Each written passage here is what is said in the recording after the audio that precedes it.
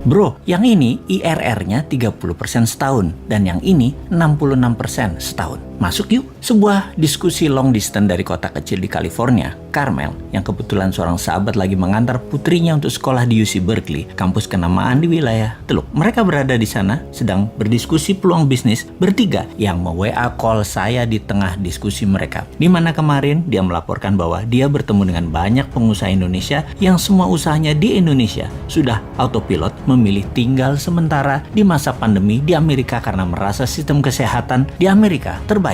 Konglo-konglo KW1 ini memang banyak yang menganggap apa yang terjadi setahun terakhir di Indonesia sebagai ketidaknyamanan dalam tanda petik untuk tinggal di Indonesia, yang mana sebagian dari mereka menganggap kebijakan keuangan dan ekonomi pejabat negara tidak pro pengusaha, juga strategi kesehatan selalu berubah-ubah menakutkan mereka. Ya, melipir aja mereka ke negara Paman Sam sebagai negara kedua terbanyak orang Indonesia kaya memilih break sebentar untuk numpang hidup setelah negara Singapura. Singapura masih yang terbanyak. Mereka semua baik yang di Singapura maupun yang di Amerika sangat update dengan berita tanah air, namun tetap fokus cari cuan yang gampang. Mereka melihat lazy money lagi terjadi di Amerika, yaitu taruh duit bermalas-malasan berinvestasi di berbagai bidang, semuanya lagi mudah dan menguntungkan. Di sanalah mereka nongkrong. Bener deh, kata mereka, kalau kita mau dapat cuan yang besar ya follow the money, ya ke Amerika sekarang. Maka ketika 3 orang sahabat lagi diskusi, yaitu mereka orang Indonesia yang lagi neduh di Amerika tersebut, menawari peluang tersebut ke saya. Semangat saya yang hampir lesu gara-gara nungguin PPKM menjadi nyala kembali mendengar informasi mereka tersebut. Sungguh menunggu ketidakpastian dengan strategi mingguan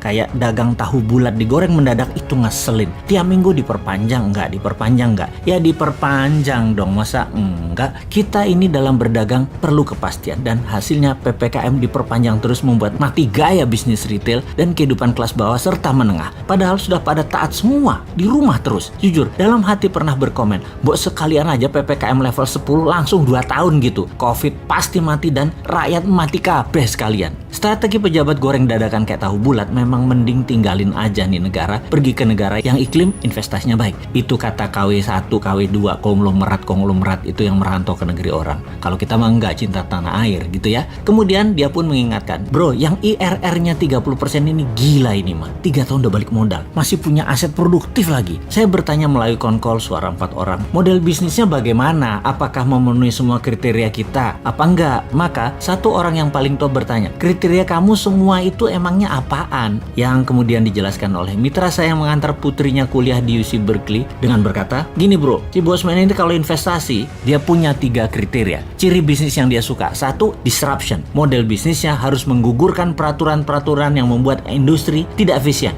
Jadi kayak melawan regulator lah gitu. Seperti Gojek misalnya. Dia tidak menggaji tukang ojek. Bahkan kendaraan roda 2 itu melanggar hukum karena kendaraan roda 2 bukan kendaraan niaga atau komersial. Dan tapi Gojek lancar-lancar aja tuh gitu. Itu melanggar padahal secara peraturan, tapi itulah disruption. Gokar misalnya, tidak ada izin taksi. GoFood nggak punya izin resto. OVO nggak punya izin bank. Halodoc nggak pakai izin farmasi dan rumah sakit. Airbnb nggak pakai izin hotel dan lain sebagainya. Kemudian nomor 2, scalability to the extreme. Bangun sistem termasuk jaringan secara cepat agar segera tercapai economic of scale sebagai tembok penahan barrier to entry para pesaing yang mencoba masuk. Yang ketiga, mempunyai ekosistem industri baru, cara baru, jaringan baru yang menghancurkan yang lama yang tidak efisien. Yang dijawab olehnya, "Kena itu mah semua untuk beberapa bisnis yang gue tawarin masuk. Jadi kapan lo mau join? Gue kirim formnya ya." Klik. Telepon gratisan WA pun terputus.